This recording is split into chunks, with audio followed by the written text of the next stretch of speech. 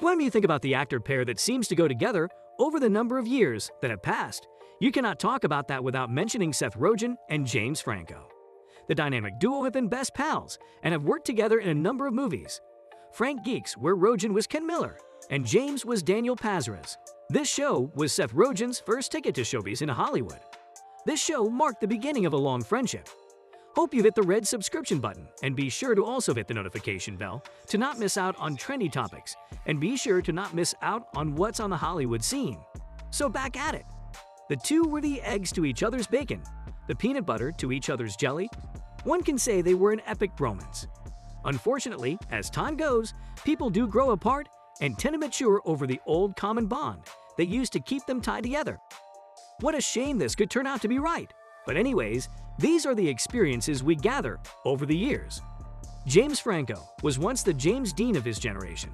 In fact, in one of his first breakout roles, Franco earned an Emmy nomination and won a Golden Globe for portraying the 50s screen legend in the 2001 TV biopic James Dean.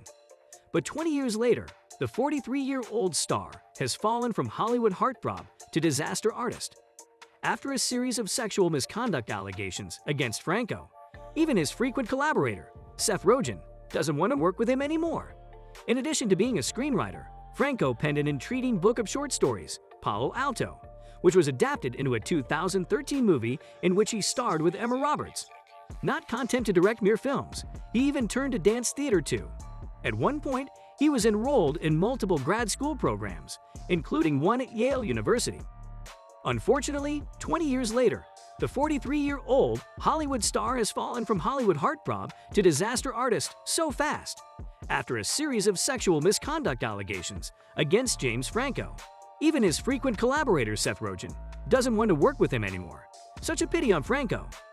Seth Rogen recently shared on an interview that he will never again work with James Franco regarding the allegations that surfaced the internet and was widely spoken about. Seth Rogen, 39, said that he has no future plans to work with James Franco, 43, following the sexual harassment controversy surrounding the Deuce actor. Franco has denied the allegations.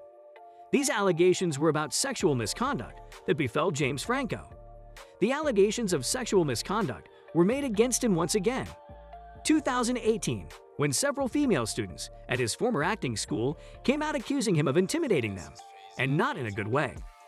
They added that he had two sides. One, he would be sweet and very cooperative and helpful. Then the other, he would turn into a sex maniac or predator and tell them to shove in their boobs.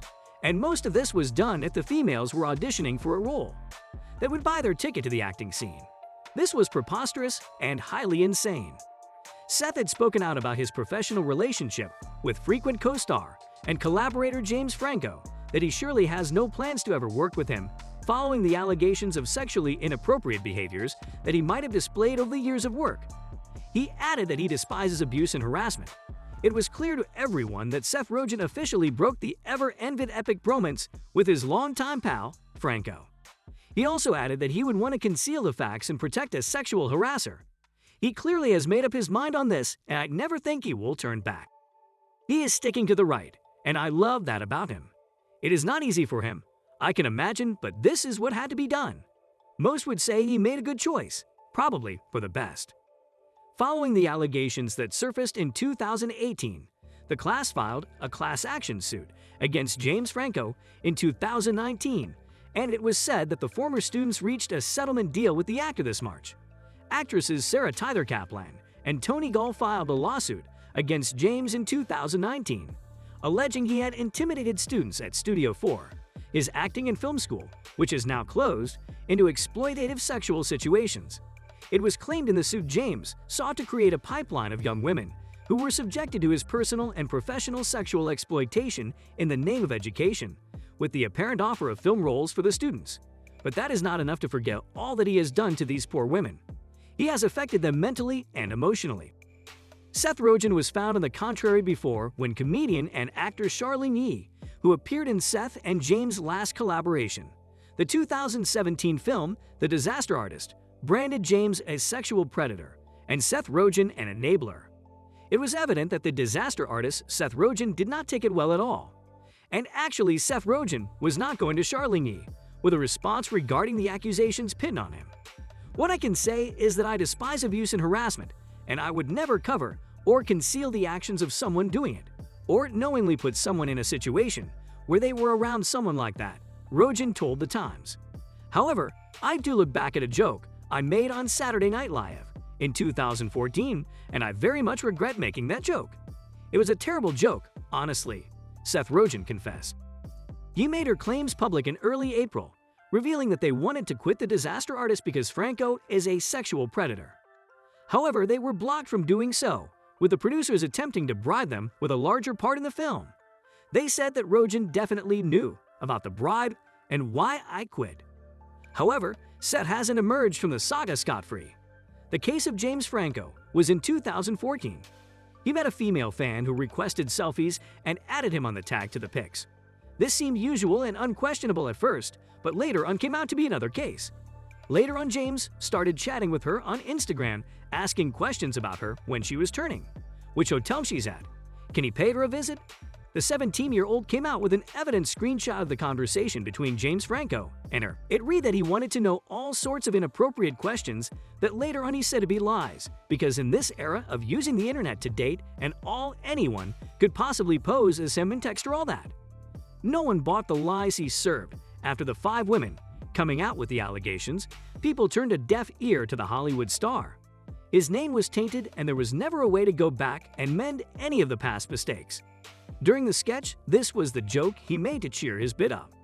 Rogen read from a journal for his opening monologue, telling the audience, "To make myself feel better, I decided to prank Franco. I posed as a girl on Instagram, told him I was way young. He seemed unfazed. I have a date to meet him at the Ace Hotel."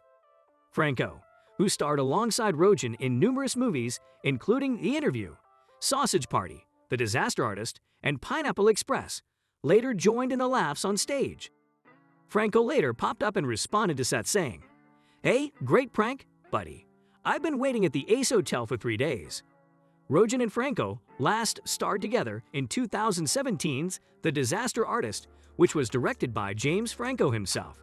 The movie's screenplay was adapted by Scott Neustadter and Michael H. Weber from a 2013 book of the same name written by Greg Sestero and Tom Bissell. IGN called the story a hilarious and heart-wrenching ode to outsider art that would be impossible to believe if it weren't apparently true. It was a fantastic movie the duo had worked together in. The two working on any other project together is non-existent to all fans. Seth was asked if the end of his professional relationship with Franco was a coincidence. He replied, "No, it is not a coincidence." Rogen also went on to say that the allegations had affected their friendship. "I don't know if I can define our personal relationship. Right now, during this interview, I can say it, it has changed many things in our relationship and our dynamic." Conclusion: the duo have quite had their share of good times in their long friendship, and even though it's over now, they are glad to have worked together for so long. What James Franco did was very immoral and indecent. There are a fair share of people who used to look up to him that now nobody should try to change for the betterment of himself. I'm your host, and I call it quits for today, and thank you all for watching this, and be sure to hop on the comments and tell us what you think about this, and don't forget to like the video.